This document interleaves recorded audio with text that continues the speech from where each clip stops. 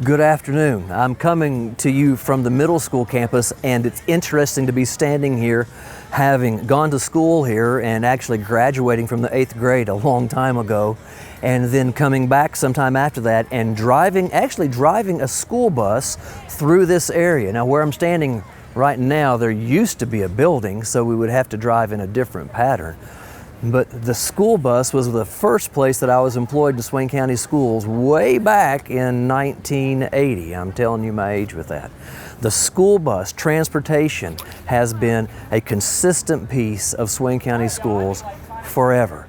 And today, our bus drivers, our current bus drivers, want to send a special message to all of the students who ride their buses and all of the people in Swain County, especially our graduates. So stay tuned as our bus drivers send a shout out to all of you, all of our seniors, and all of our students. And thanks to each of them for the job that they do every single day, early in the morning and late at night.